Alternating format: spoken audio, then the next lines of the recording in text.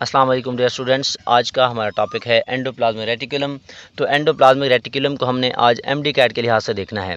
अब अगर इसकी बात की जाए, the interconnected network of cisternae का एक ऐसा जाल है जो आपस में जुड़ा हुआ होता है, जो कि एक्सटेंड फ्राम न्यूक्लियर मेम्ब्रेन, जो कि न्यूक्लियर मेम्ब्रेन से लेकर प्लाज्मा मेम्ब्रेन तक फैला हुआ होता है। उस नेटवर्क को हम क्या नाम देते हैं, उस जाल को हम क्या नाम देते हैं, एंडोप्लाज्मिक रेटिकुलम का नाम देते हैं।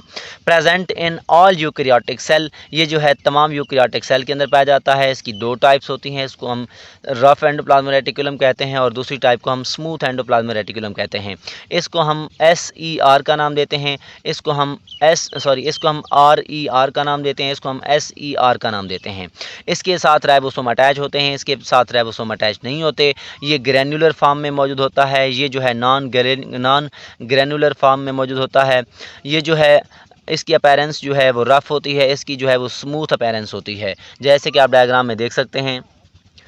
ये आप देखें, ये आपके पास एक सिस्टर्नी थी, उसके ऊपर राइबोसोम मौजूद होते हैं। तो ये आपके पास रफ एंडोप्लाज्मिक रेटिकुलम है, इसके पास कोई भी राइबोसोम मौजूद नहीं है। ये क्या है, स्मूथ एंडोप्लाज्मिक रेटिकुलम है। अब इसके फंक्शन की अगर हम बात करें, क्योंकि इसके पास राइबोसोम है, तो ये सिंथेसिस ऑफ प्रोटीन में इस्तेमाल होते हैं, प्रोटीन की तैयारी में इस्तेमाल होते हैं, जिसको हम ट्रांसलेशन प्रोसेस भी कहते हैं।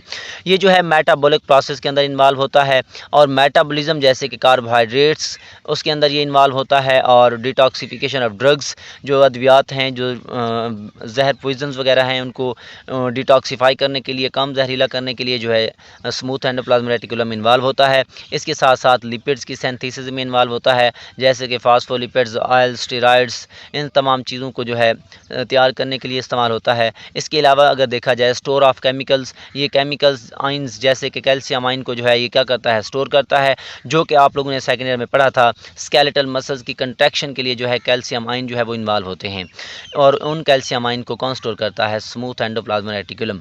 इसके साथ अगर हम देखें, ट्रिगर ऑफ नर्व इम्पल्स की तरसील के लिए भी जो है स्मूथ एंडोप्लाज्मिक रेटिकुलम इस्तेमाल होता है। इसके बाद अगर हम मज़ीद इसकी डायग्राम को देखें, आप देख सकते हैं ये सेल की मेम्ब्रेन है। इस सेल की मेम्ब्रेन को सेल मेम्ब्रेन या प्लाज्मा मेम्ब्रेन का नाम देते हैं। ये आपके पास सेल का न्यूक्लियस है, न्यूक्लियस की इस दीवार को हम क्या नाम देते हैं, न्यूक्लियर मेम्ब्रेन का नाम देते हैं। तो न्यूक्लियर मेम्ब्रेन से लेकर प्लाज्मा मेम्ब्रेन तक जो चीज़ फैली हुई है, नेटवर्क है, सिस्टर्नी आपस में जुड़ी हुई हैं, तो उसको हम क्या नाम देते हैं, एंडोप्लाज्मिक रेटिकुलम का नाम देते हैं। तो आप देखें, ये आपके पास न्यूक्लियर इन्वेलप, ये आपके पास न्यूक्लियर इन्वेलप के अंदर सुराख है, उनको हम न्यूक्लियर पोर्स का नाम देते हैं। ये सारे का सारा इर्द गिर्द सेल का क्या होगा, साइटोप्लाज्म होगा। अब इसके बाद आपके पास जो है ये एक सिस्टर्न, ये दूसरी, इसके अंदर क्या है, सिस्टर्नल स्पेस है। उसके पास ये वाली जगह जो है इसको हम कहते हैं स्मूथ एंडोप्लाज्मिक रेटिकुलम, और इसके साथ साथ इनके साथ जो है राइबोसोम अटैच हैं, इसी वजह से इनको हम रफ एंडोप्लाज्मिक रेटिकुलम का नाम देते हैं। ये आपके पास सिंगल क्या है, सिस्टर्नी है, और ये आपके पास यहाँ पे क्या नज़र आ रहे हैं, राइबोसोम नज़र आ रहे हैं। ये आपके पास बिल्कुल आसान और सिंपल सा टॉपिक है, जो कि आप लोगों ने एज इट याद करना है, तो इंशाल्लाह आप लोगों के नंबर नहीं कटेंगे। दुआ में याद रखिएगा। नेक्स्ट वीडियो में मिलते हैं।